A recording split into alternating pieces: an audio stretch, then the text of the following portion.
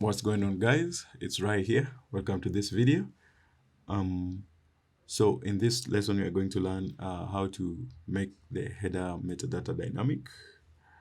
And for effective search engine optimization, your app needs to have unique metadata for each separate page that you create. So we shall achieve this with the help of Laravel view composers. What happens is we shall create a class that will hold some default metadata that will be available to all views. However, we shall also create a provision for changing the default values from the controllers. Cool.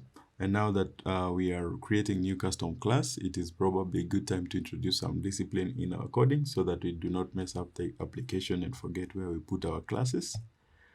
So we shall be storing our new created classes in a directory called misc, a short form for miscellaneous, inside the app directory, like so.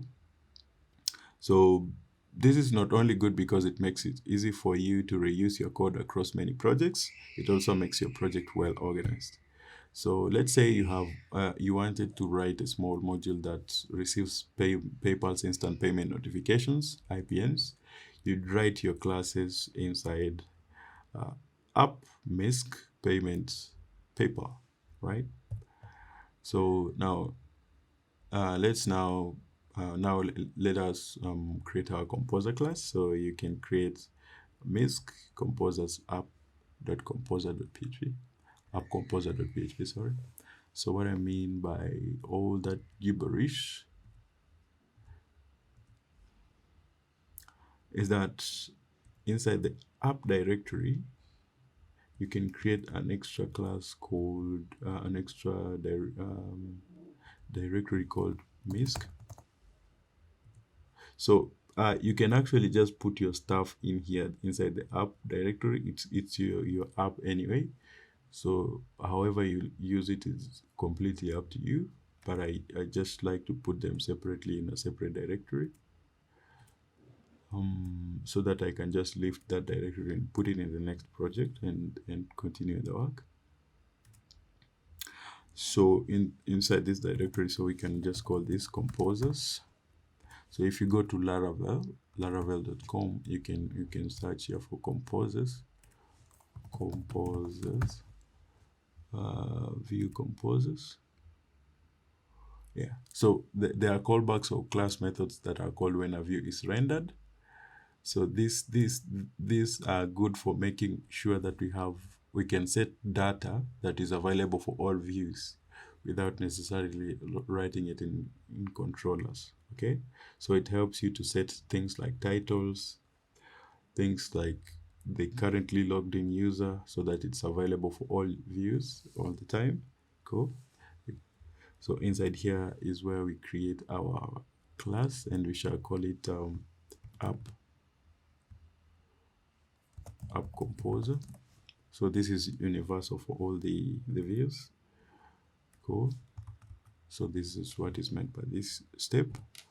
And inside our app composer, we can create we can add this code. So I'll just look for that code in my PowerPoint.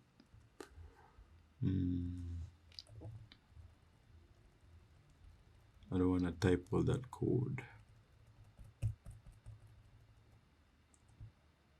So this project is available on GitHub, so you don't have to type all that. You can just follow through. But it's always good to just try and write everything so that you know at least what is happening in your application. Cool. So let me just copy this. I think you already have that, so I'm gonna just put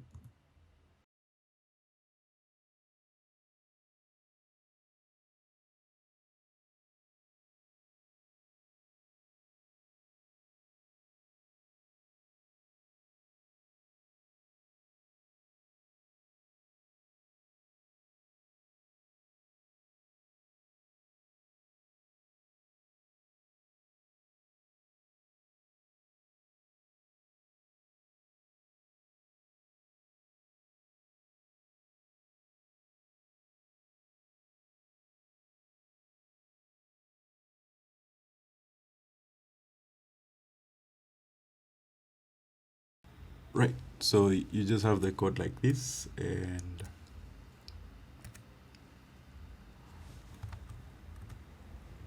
cool. So our code is good like that.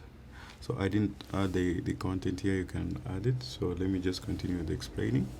So to make our parameters available for our views, we shall use a service provider to create a so to create a service provider in Laravel, you use the artisan command. Following artisan command, php artisan make provider, view service provider. Sorry for that. So to create a service provider in Laravel, you use the artisan command, php artisan make provider, view service provider, like that. So that is view service provider. So php artisan make provider. So the name of the provider for now, I just want to call view service provider. I know there's another view service provider, but it's the good thing with object-oriented programming is you have something called namespacing. So you can have the same class name for different things, and there won't be any problem. So just call it this. Yeah. So provider created successfully, but even though it's created, it's here, it's provider is here, but I don't like it to be here, so I can move it to my misc thing, so that next time I don't have to create another provider. I just have it here and call it providers, and I can put my service provider here. And then you make sure once you move it to another directory, you make sure the namespace is good, so that it doesn't bring you problems. Yeah. So up misc, then providers, then we have this. Cool. So that step is done. So we then bootstrap our views. We kind of map our views to our composers in the boot method of the view service provider, like so. So inside the boot method, write view composer, then that. So inside the boot method, you use view. Let's just see what Laravel recommends. View. So which view are they using? They use the facade, the view facade. So you can do view view compose, view facade, and then composer, and then inside the composer, let's see what ours does. So aesthetic means all of them, all of the views. So you can have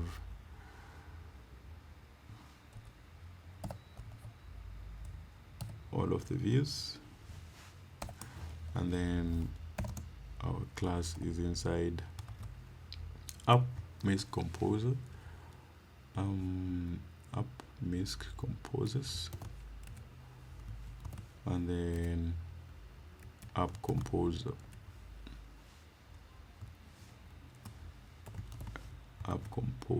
good.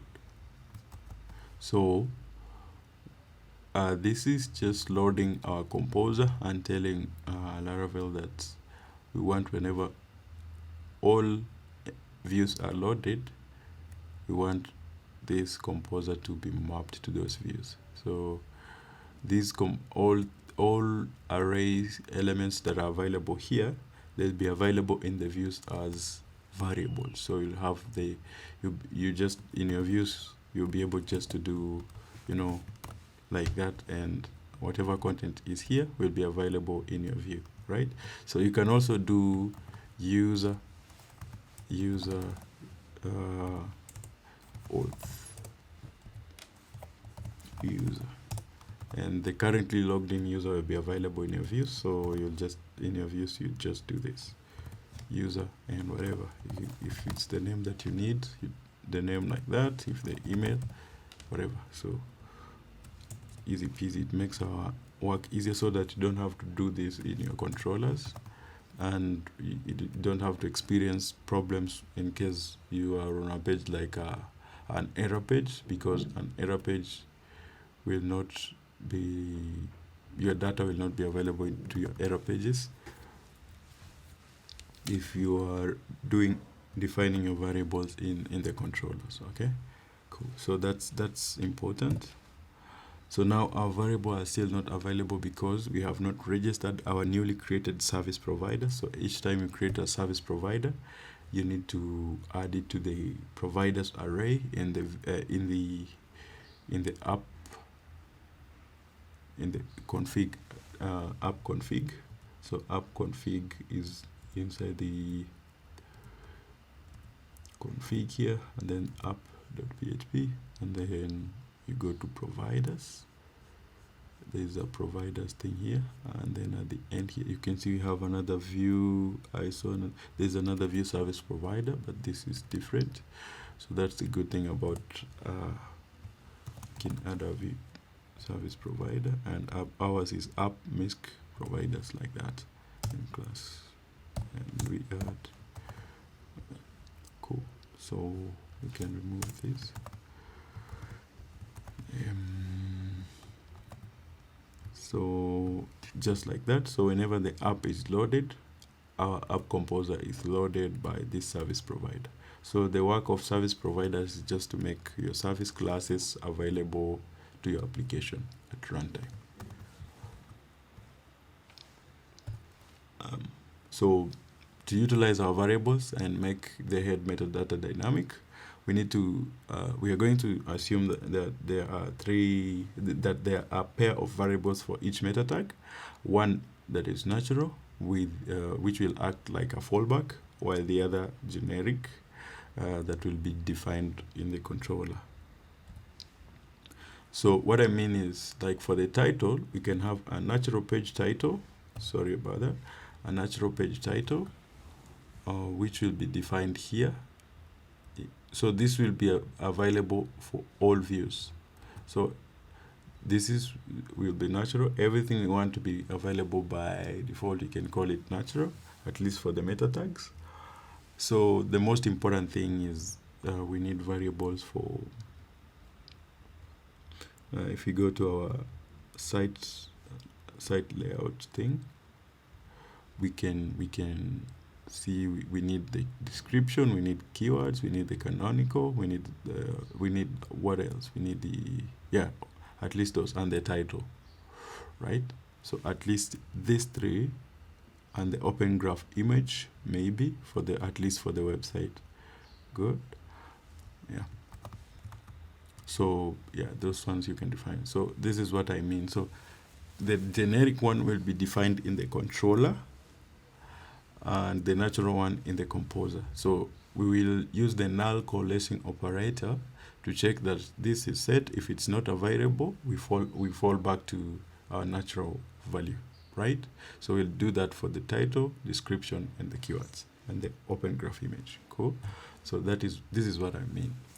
So the title, that we first prioritize the generic one. If it's not, we fall back to the natural one. So that is the work of the null coalescing operator. So we do that for the page title, page description, page keywords, and everything else. Cool. And the open graph image. So at least what we have inside here, inside our app composer. So what I mean is, we go here and we say the canonical is just the current full URL. So we can just do URL full. I think that's just enough. And then the description. Okay, so we start with the title, and we just do we want the page title. If it's not there, we echo the natural page title. So this one, if you forget to do the page title, you'll never find an error. You're just going to load the natural page title that you've set at the back, at the composer. Cool. And then the description, same thing here. page description. Sorry about that.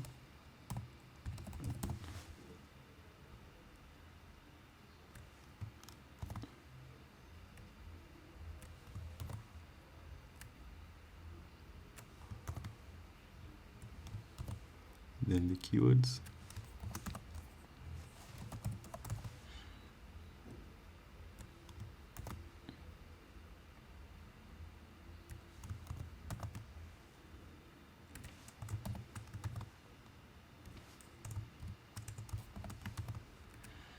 Cool. And then the open graph image. This one we can also do URL full title. We can also do this, is just the same thing as this, so title can have this. Do we need a title anywhere else? We need a title site name. We can use my Twitter handle is @RaiOmido. Description, open graph image is what we needed here. We call it natural OG image. So we have natural OG image. OG image. Titles, good. So our site is okay. Our site for open graph, we can call it maybe Rai booth. Our description is the same as our description here.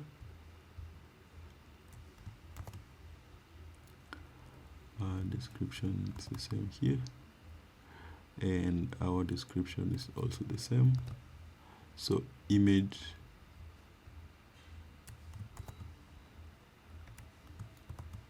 like that, and our image alt, maybe you can add this OG image alt text.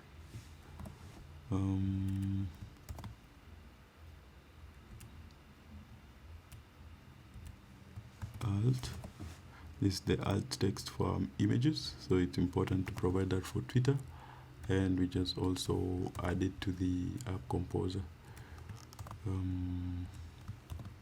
Cool. And what else have we not put? So creator is @RaiOmido. You can also just override that if you want. For now, I just leave it at that.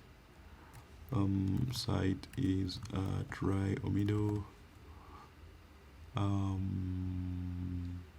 Article author, Rai Omido. CRF token, CSRF token, you can say CSRF token. Author here is Rai Omido. What else? A published time. So we can also have a published time.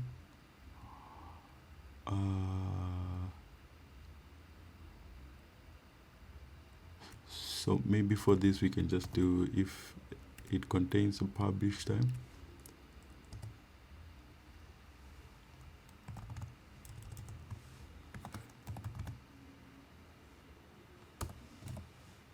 You have anything?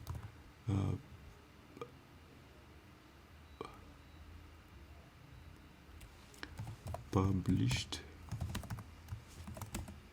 time.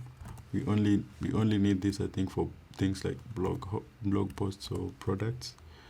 And here we can have an end is set. Cool. And this published time is what we put here. So if our published time is not available, this property will not be available. So I think that's cool. I don't think you've left anything. Yeah. Nice. Cool. So now if we are to leave our app like that, the title, page description, keywords, and open graph image will always be as defined in the view composer. But if you wanted to change any of this, we simply pass the generic versions from the controller as we return the view. So for instance, the title for the home page is now Rai Omido. So let me just homepage title, I can call it Rai Omido. And the natural page description is, or let me just call it Raibuth. And Raibuth, and the page description is your home of ebooks. Natural page keywords, ebooks,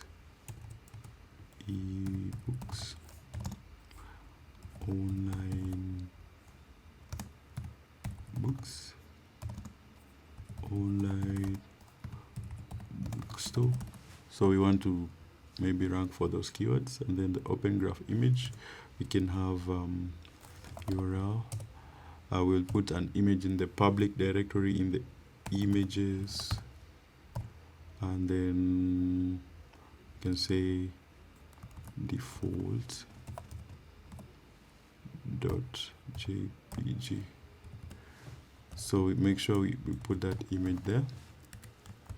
You can just grab a random image somewhere. Let me just go to the pictures and look for a nice image. I can just grab this. This is PNG or JPEG. Yeah, let me have that and put it here in the public new directory images. Cool. And I paste my default JPG here, so I can reference it here, so it will be available for open graph. And then this, I'll call it, I can give it then the same name as Raibuth. Cool. So if we try to go to our view, to our thing, let's see, now we have a title in the browser, Raibuth. You see it's loaded from here, right? So if we check our page source, we can see our thing is here. Whatever we put there is available here.